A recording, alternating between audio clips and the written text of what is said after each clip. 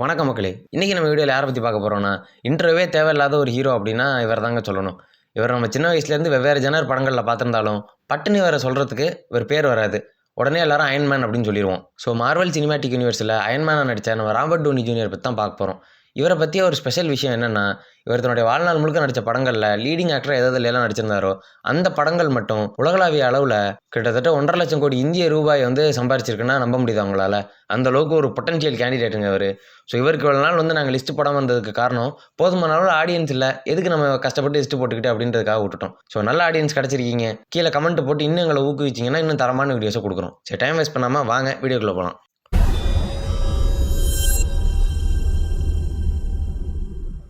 நம்மளோட லிஸ்ட்ல 5வது இடத்த பிடிச்சிருக்கிறது டியூ டேட். 2010ல வந்த இந்த படத்த ஒரு காமெடி அட்வென்ச்சர் ஃபிலிமா எடுத்திருக்காங்க. இந்த படத்தோட கதை என்னன்னு பார்த்தீங்கன்னா, பீட்டர் ஹைமன் அப்படின்னு ஒருத்தர் கூடிய சீக்கிரத்தில அப்பாவாக போறாருங்க. ஏன்னா அவங்க ஒய்ஃப் லாஸ் ஏஞ்சல்ஸ்ல தன்னுடைய பிரெக்னன்சிக்காக ஹாஸ்பிட்டல்ல அட்மிட் ஆயிருக்காங்க. இவர் இப்ப லாஸ் ஏஞ்சல்ஸ்க்கு போயாகணும். எதுக்குன்னா, குழந்தை பொறக்கிற சமயத்தில அப்பா கூட இருக்கணும்னு எல்லா மனைவியும் ஆசைப்படுவாங்க.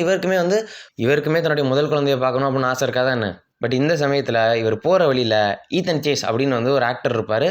இவர அள்ளி போட்டுட்டு ஒரே வண்டியில போற ஒரு கட்டாயத்தில ஈடுபட்டிருப்பாருன்னு வச்சுக்கங்க. ஸோ இவர் ஒரு வித்தியாசமான ஆளுங்க. இவர சமாளிச்சு ஒரு வழியா போய் லாஸ் ஏஞ்சல்ஸ் சேர்றாரா இல்லையா அப்படிங்கிறது தான் படத்தோட மிச்ச கதை. மொரட்டு காமெடியா இருக்கும். இந்த படம் சரியா வந்ததுக்கு டவுனி ஒரு காரணமா இருந்தாலும், ஜாக் கேலிஃபியானிக்ஸ் உடைய நடிப்பு உங்களுக்கு தெரியும். அந்த ஆள நம்பலாம். காமெடி படம்னா தில்லுக்கு துட்டுன்னு இறங்கி பார்க்கலாம். ஸோ இந்த படத்துக்கு நான் கொடுக்கக்கூடிய ரேட்டிங் 6.8. அடுத்தது நம்மளோட லிஸ்ட்ல 4வது இடத்த பிடிச்சிருக்குது த ஜட்ஜ். 2014ல வந்த இந்த படத்தை ஒரு கிரைம் த்ரில்லர் ஃபிலிமா எடுத்திருக்காங்க. இந்த படத்தோட கதை என்னன்னு பார்த்தீங்கன்னா, பல வருஷத்துக்கு அப்புறம் தன்னுடைய சொந்த ஊரான சிகாகோக்கு ஹேங்க் அப்படின்றவர் திரும்ப வராருங்க.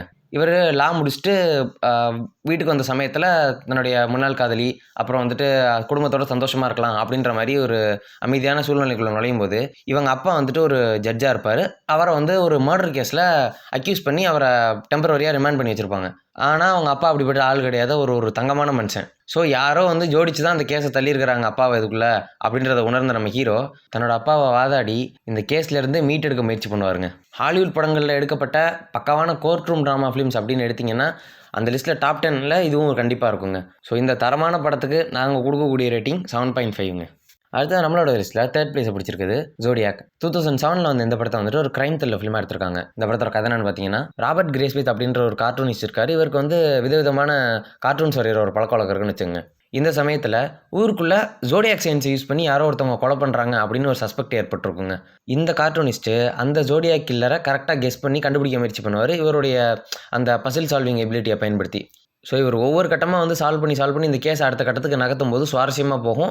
அடுத்து கொல்ல போகிறவங்களை இவங்க காப்பாற்றி முயற்சி பண்ணுறது எல்லாமே ஃபஸ்ட் கிளாஸாக இருக்குங்க. இதே ஜோடியாக் சயின்ஸை யூஸ் பண்ணி கொலை பண்ண படங்கள் அந்த டைமில் ரொம்ப அதிகமாக வந்திருந்தாலும், ஒரு சில படங்கள் தான் அதில் பெஸ்ட்டு. அதில் இதுவும் ஒன்று. இந்த படத்துக்கு நான் கொடுக்கக்கூடிய ரேட்டிங் 7.8. அடுத்தது நம்மளோட லிஸ்ட்டில் 2nd பிளேஸை பிடிச்சிருக்குது ஷெர்லாக் ஹோம்ஸ். 2009ல் வந்த இந்த படத்தை ஒரு ஆக்ஷன் மிஸ்ட்ரி ஃபிலிமாக எடுத்திருக்காங்க. இந்த படத்தோட கதை என்னன்னு பார்த்தீங்கன்னா, டிடெக்டிவ் ஷெர்லாக் ஹோம்ஸும் அவருடைய பார்ட்னர் வாட்சன் அப்படின்றவங்க பிளாக்வுட் அப்படிங்கிற ஒருத்தரோட கேஸை விசாரித்து அவர் ஒரு சீரியல் கில்லர் அப்படிங்கிறத கோர்ட்டில் ப்ரூவ் பண்ணி அவரை தூக்கில் போட்டுடுறாங்க. தூக்கில் போட்டு அவரை கல்லறையில் அடக்கம் பண்ணதுக்கப்புறம் கொஞ்ச நாளைக்கு அப்புறம் அந்த கல்லறையிலேருந்து ஒரு பணம் காணா போயிடுது. திரும்ப அந்த பிளாக்வுட் எந்த பேட்டர்னில் கொலை செஞ்சாரோ அதே பேட்டர்ன் கண்டினியூ ஆகுது. ஸோ இந்த இடத்துல உங்களுக்கு என்ன சந்தேகம் ஏற்படும்? வேறு யாரோ கொலை பண்ணிவிட்டு அதை பிளாக்வுட் மேலே பழியை போட்டுட்டு பிளாக்வுடைய பாடியையும் மறைச்ச காரணத்தினால இந்த கேஸை சுற்றி விட போகுது அப்படின்னு நினைப்பீங்க. அதை எப்படி ஷெர்லாக் ஹோம்ஸ் கரெக்டாக சால்வ் பண்ணுறாரு அப்படிங்கிறது தான் படத்தோட மிச்ச கதை. நீங்கள் எதிர்பார்த்து போகிறது அங்கே இருக்காது. இது ஒரு டிஃப்ரெண்ட்டான படம். இந்த படத்தை கார்ட்டூனாக சின்ன வயசில் நிறைய பேர் பார்த்துருப்போம்.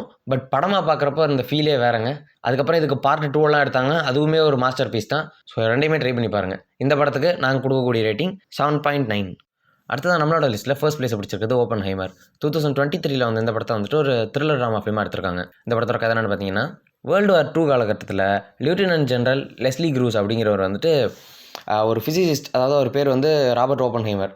அவர் ஒரு சின்ன ப்ராஜெக்ட்டுக்கு தனியாக பணம் கொடுத்து அதில் ஒர்க் பண்ணுங்க அப்படின்னு சொல்லி ஒரு டீமையும் செட் பண்ணி கொடுக்குறாரு.